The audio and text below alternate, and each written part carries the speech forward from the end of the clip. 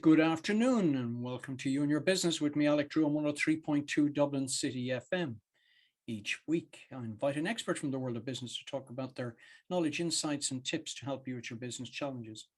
If there's a topic you would like covered or if you feel you can make a contribution, please email me at yourbusiness@dublincityfm.ie and perhaps we'll be having a chat here one day soon. My guest today is a sales training specialist in the professional services sector. He has spent the last 2 decades working in sales and training teams in the legal, finance, and IT sectors, and he's written over 20 million of new business contracts for his clients he's worked for. I'm delighted to welcome Tony Gallivan to the You and Your Business studio. Hey, Tony. Hi, Alec. How are you? I'm fantastic. Thank you very much. And interesting, we've plenty to talk about. You've a varied career, which we'll explore. But of course, as you know, I'll take you back to the last year in school. Were you the academic? Were you the person who wanted to get into business? Did you want to travel? What was going through your mind as your last year in school? Gosh, it's such a big question. I think when you asked it to me, I thought, wow, that's a long time ago, 1995. I think, what was going through my mind was I really just wanted to get out of school. I wasn't the kind of academic, really. I wasn't the SWAT. I wasn't the top of the class. I really wanted to get out there and start making money, really. That was what I was thinking about, I think, in the last year of school, yeah. However, you did dabble into college just to see how it would suit you. Did it? It didn't really. No, I did take a dive in there. I think I had a look at a business studies course. It was an interesting course. I just think I probably wasn't ready for the academic world at that time at 17. Sure. I really wanted to be out there doing something. I wasn't quite sure what it was, but I needed to be not listening to teachers, I think, at 17. Yeah. I think we've all had enough of that at a certain time in our lives. So you decided just to jump into the world of work. Tell me a bit about that. Well, I mean, to be honest with you, I jumped straight into the hospitality sector. I worked in bars and restaurants for 3 or 4 years there. I worked for the Trust House 40 group. I worked within the high-end sort of hospitality sector there, and for 2 or 3 years, sort of the back end of the 90s, after sort of 2 or 3 years there, rather, at the back end of the 90s, decided that I was going to give university a go because fundamentally I got access to the United States with a J1 visa. I mean, what were the things you feel you might have learned from being in hospitality? I mean, you worked in bars and pubs at different levels, some of the top level. Well, what would you say was the key takeaways from that? I think the key takeaway from certainly working at the higher end was, all people are the same, and everyone just wants to have a great time with the family. Fundamentally, however that plays out, whatever that was about or whatever that is about, people just want to have a really good time with the friends and family, whether that's a corporate setting or a family setting. I mean, there's 2 or 3 families, as I'm sure you can tell from my accent, in the north of England who I can still remember the names. I can still see the faces. They were great people, from the Leeds area. Sure. Great families, and I'll just never forget those people. So I think that's the biggest takeaway, really. They were really, really good people, and all people want in that environment is a good time, generally, and good service. Good service. People want good service. So you got your J1 visa. So you're going to head off to the States. So are you going to LA? Are you going to New York? LA was a ponder, I've got to be honest. We thought about LA, but we stuck a pin in a map. As I think I said to you before, this one we had 3 options. Arizona was in the middle, and I'd never been there. So we thought, you know what, let's go to Arizona. I went to Sedona, Arizona, a great resort there. There were, red rocks and lots of mountains and walking, and it was 5 hours from Las Vegas. So we spent a little bit of time there in our early 20s, Yeah. Oh, well, certainly. Well, you must have found sort of a cultural difference from dealing in the UK and then going to the States in terms of hospitality. Absolutely. I mean, a much more food and service orientated situation rather than drink and maybe not as high-end service, despite the fact that service was high-end at at the Forte Group. It was definitely different in the US, much more structured. Just really, really different in terms of how that was delivered and the expectations of how that was delivered in particular. The type of clients that we had were primarily either from LA or large business groups from maybe Texas or all over the US really. But ultimately, their idea or their standard of good quality service and food was definitely very, very different to what it is in the UK. Yeah. Yeah, certainly an eye opener for you. And I suppose this is where you got your first foray into sales. It is, yeah, absolutely. I was given the opportunity to work in a number of different departments. I'm still in my early 20s at this point, and one of the areas that we worked was working with enticing some of the groups that were coming to us from LA. We were probably about a 10-hour drive from LA. Naturally, you could fly in an hour. So we were looking to attract people who were primarily working in the agency sector, advertising agency, working with big brands, that kind of thing, to come away on retreats, spend time in the spa. I mean, the food was fantastic. There were 4 restaurants there. Do a little bit of hiking, all that kind of thing, and obviously get their workout done and out there in a sort of 4 or 5 day stretch, and then have a really good time as well. So yeah, that was my first foray into sales, really. No, fantastic. I hope the tips were good. The tips were very good, actually. Not necessarily on the sales side. Yeah. The sales team manager was very, very strict about who got what and all that kind of thing. And but on the concierge or on the service side, that was the tips were really good there. Yeah. All right, J1 is for about a year. So were you likely to stay on, or were you coming back? I think I would have liked to have stayed on at the time, but I had a year at university left to do. So, we came back I came back and did that. I think I would have liked at the time. I thought, as a young man, I would have liked to have gone back to America and do all that. But the truth was that, life changed and moved on. So, yeah. And if you're just joining us now, you're listening to You and Your Business with me, Alec Drew, on 103.2 Dublin City FM, where my guest today is Tony Gallivan. Okay, Tony, you're coming back to the UK. What are you going to be doing there now? You're obviously finishing off university, but are sales going to be your attraction? I think I was already leaning towards that. I mean, I was offered graduate opportunities when I left university back in 2003. Can't believe it's 20 years ago. It's time does fly, but there we go. I was thinking about getting into sales. I was offered graduate opportunities with people like Crown Plaza and similar groups, and I remember looking at the opportunity and thinking, looks great, but I know I'm going to be working 24/7 for the next 5 years to get a management position in a group like this. Is that what I really want in my heart? And what I really wanted in my heart at the time, I think, was to give myself a shot at earning more money and having better hours. That was ultimately it. So yeah, that's what I went for. Right. It's interesting. Sort of, there's a sort of long lead in, particularly in sort of from junior to middle management in hospitality. So you decided to kind of skip out of that. And where were you heading off to next? Well, I was brought up in Huddersfield, so I moved to Manchester after I left university and took an opportunity that was really what some people would probably describe as hardcore telesales or hardcore telemarketing. Okay, yeah, fantastic. At the time, I didn't realize that's what it was. I just wanted to earn some money, I wanted that opportunity really, and I was prepared to give as much as I could to achieve that goal and get what I could and bring what I could to the table around that kind of opportunity. But I think some people would probably call that hardcore telesales or hardcore telemarketing.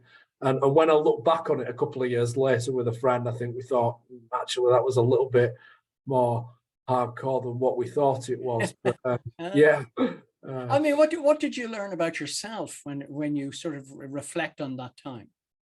I think the key word is resilience. I mean, you learn to be resilient in that environment. The amount of knockbacks that you get is phenomenal, really, when I look back at it. I mean, thick skin is something that,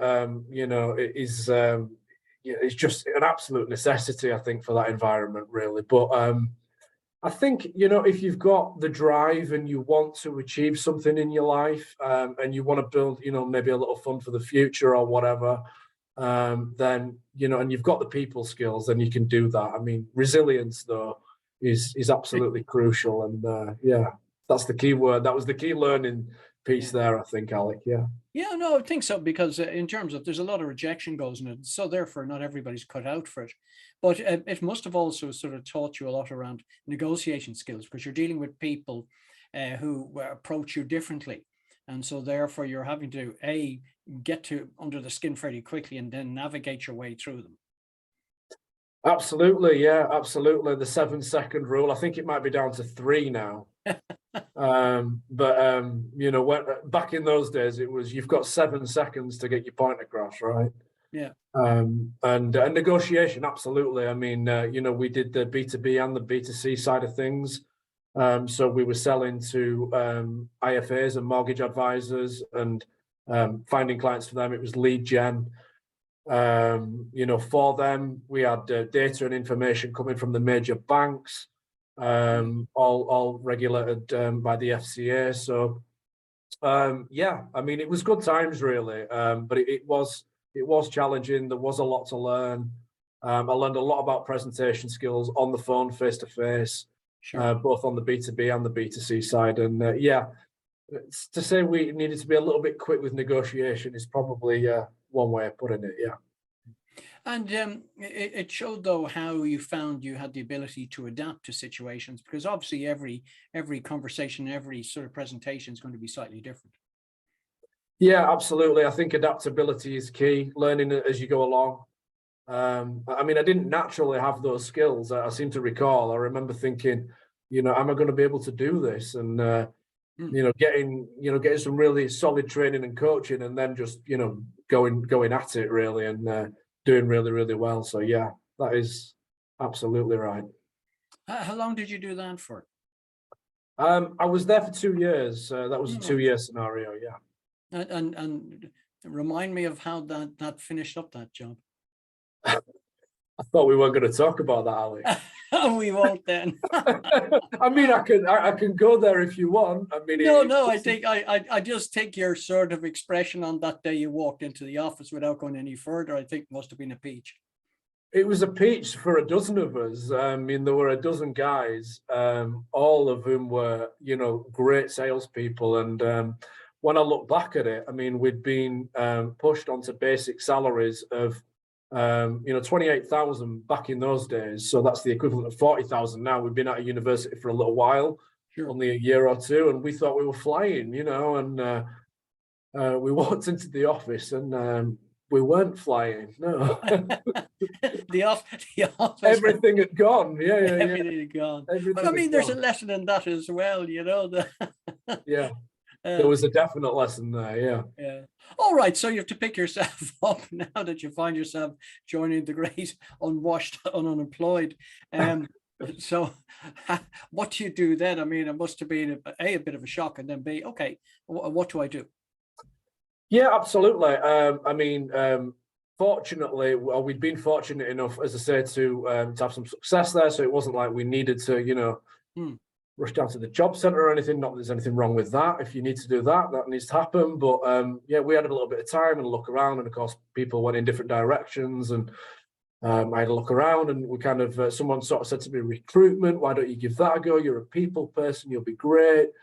And I went down to London and worked with an IT recruitment company, and right. It was a Manchester-based company. We did a week's training in London, all that kind of thing, and thought it was going to be great. And that didn't really work out, to be completely honest with you. I didn't really feel as though it was me. I just couldn't really understand how all this kind of pieced together. I felt like I was maybe a little bit, I don't want to sort of speak out against any recruitment agency, but it just felt a little bit, I think not for me, a little bit. I think you said it really, really well. The slave trade wouldn't have been for me. I couldn't piece it all together, really. Yeah. So. Yeah, but that's it. Isn't it funny though? Like it's all selling. but when presented in a different format, doesn't sit as comfortably with you. So you have to Yeah, kind of back out and find something else, which you did. So tell us about the next stage of the journey.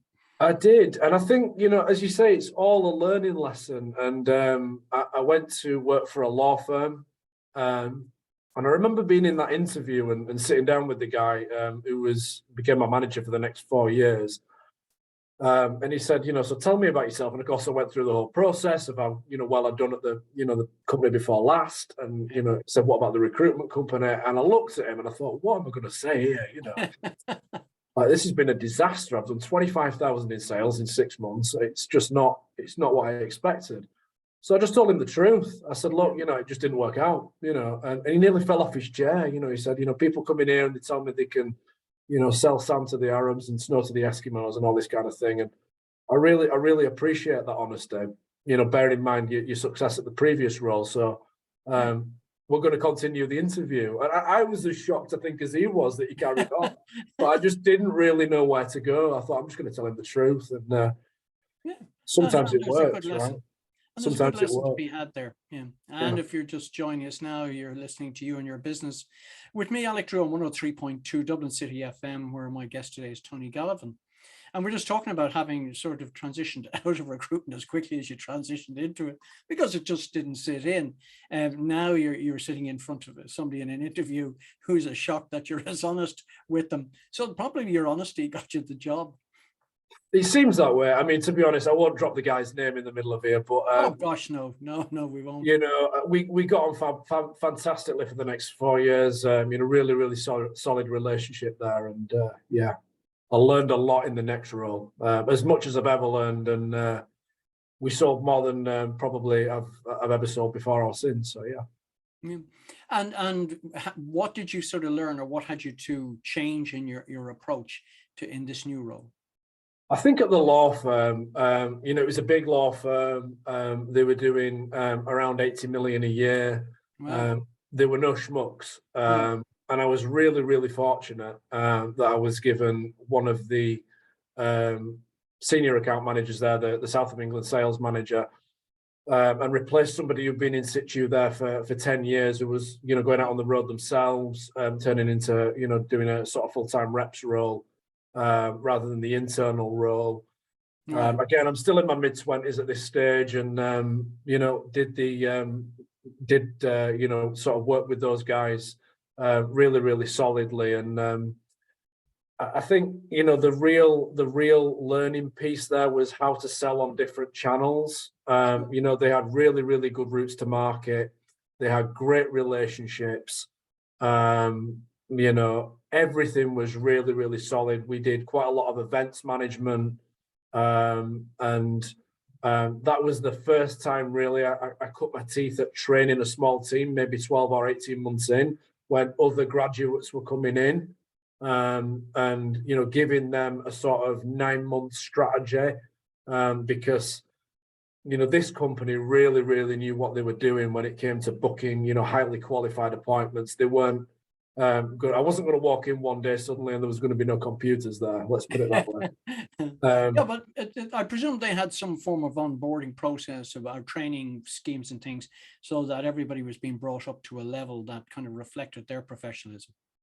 They were, absolutely. I mean, there was a 4-week entry training course, but you know what it's like, Alec. I mean, when you actually get out there on the phone, or sure. you're going out to events or you're out on the road, you meet with reality, don't you, really? There's a difference between what's happening in the training room and what's happening in reality. And the guys that I worked with there were the top guys. I mean, they were doing, tens of millions in there. And as I said, the events management, the relationships between, the different departments and, operations, as well as all the consultants and legal teams that were in there, really solid learning experience. And the training of the new guys, it was always really good to work with people who wanted to learn, who wanted to grow, who wanted to develop themselves to someone who could, go from doing, I don't know what you were doing before, let's say $250,000 to doing $1 million or $2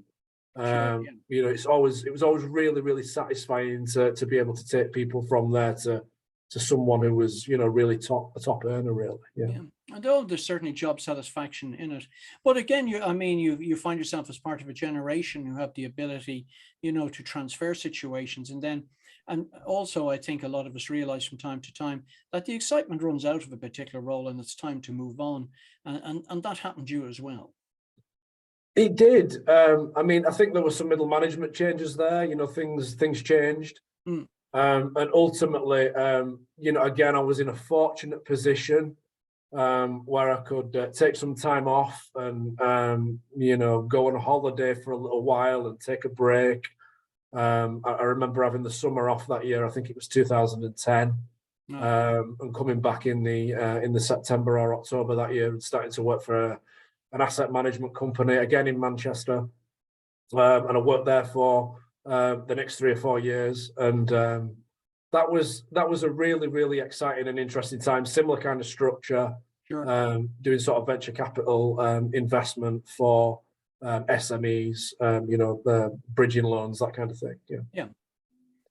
And then you were going to move into IT. That was a thought process that I started having probably about mid 2014. Yeah, I was thinking, this is great, but it's really getting a bit dry. Finance, legal, it just felt like it was drying up in terms of the way we were generating business. What am I going to do? How am I going to reignite my career? What am I going to do here? What is it that people are buying that's interesting, exciting? And IT was the obvious answer to that. But, I was the guy who, unbelievably, I could just about open the laptop and turn it on, right? Yeah. So here's the guy who can just about open the laptop and turn it on, thinking about going into IT sales. So that was quite a jump, really. That was quite a jump. And I made that jump, yeah. Yeah, you have to challenge yourself. Obviously, it's a complete new marketplace. You're having to learn about things. Again, had they got a decent sort of training scheme to get you up to speed fairly quickly? The short answer is no. I went to work for a friend who was a reseller, who was probably doing a couple of million in sales a year himself. Naturally, in IT, margins are a lot smaller than what they are in finance and legal. Yeah. And it was really a learning curve for 12 months of just understanding how hardware, software, networks, infrastructure all pieced together and where we sat in the supply chain. Sure. Just really, really understand, because I really didn't know. I just didn't know. And the amount of questions I asked, I think I used to drive people crazy. But, we did some sales, we did some business, and I learned something, and I was really, really, really grateful for that experience and that opportunity. Yeah. I mean, you then had another transition back into finance. Not strictly true at that point. No, I don't think Right. so. I'm trying to keep us on track because we have about 3 minutes of the show, and I do want to fit Oh, in. really? Yeah, Right. that's how Okay, so we're quickly going to that make a goes. jump. We're going to make a jump. Okay, I know where you're going now. I know where you're going. Yeah. So into Barclaycard. Indeed. Yeah. Moved to there probably around the 2018 sort of time. Yeah, absolutely, around 2018. Hugely successful right up to the pandemic time. Yeah, I mean, naturally, pandemic was a challenge for everyone. Sure. I think there was a little bit of concern there because most of our target market were, in fact, hotels, restaurants, that kind of thing. Yeah, so hospitality again. You see the way you got lured back towards it again. Yeah, But it seems I that way. suppose I'd like to just talk for the last couple of minutes about you and what you have ambition going forward, because you've taken a lot of learning, particularly around hospitality and sales and things, but you have been developing yourself. So let's talk about your plans for the future. Yeah, sure. I spent probably most of the pandemic putting together some training courses because of experiences that I'd had in corporate sales, where I thought maybe there's a little bit of an avenue here to move this online. I did some research. I think it's the 2017 Harvard Business Review said something like 87% of sales training never gets used. It just doesn't sink in. People don't get it, and I know the reasons why, because I've sat in those sales training courses. Yeah. The guys that work in sales really, really struggle with the classroom learning style, I believe. So I did quite a bit of research on that. And actually 12 months later, the business review came out with if you've got it on the desktop, it improves to about 56 or 57% learning that is actually actioned. So I spent most of the pandemic putting some videos together for sales training solutions and basic frameworks, that kind of thing. Yeah. That's fantastic. So you're ready to branch out on your own and take all this knowledge and skills and impart it to people. Yeah, we've spent the last couple of years revamping all that, or the last year, sorry, revamping that with an agency. So I'm hopeful, we're hopeful that that's going to land well. Spent a long time talking to web designers and web developers about editing videos and production and things that I'm just not used to. So again, a learning curve. And I feel like I've been saying this for quite some time now, but we are ready to go. Yeah. So when are you launching? Well, in the words of my business coach, we've already launched because I've got the idea and it's already going. I would have liked to have done it, 6 months ago, I think, but ultimately, the process is ongoing. The phase one is, I keep saying a prayer. It's nearly finished. I've had the final conversation with the web developer this week and said, look, is this editing right? Have we got this right? And he's convinced me that he's got it right. So, the content will be delivered on the website in the next week or two. We are ready to go. We are ready to go. Yeah. So let's conclude by telling people where they can find out more about you. If you want to have a look at that, it's tgsalestraining.co.uk. There's free sales training videos on there, three free sales training videos with some really good structure that'll work for anybody in business to business, possibly even some business to consumer people as well.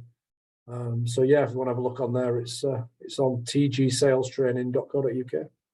Thank you very much to our guest today, Tony Gallivan, for coming into the You and Your Business studio. Thanks also to Sam on Sound. The podcast of today's show will be available on dublincityfm.ie from tomorrow. Thank you for your company. And please remember to join me, Alec Drew, again next week at the same time, 1 o'clock, right here on 103.2 Dublin City FM for another edition of You and Your Business.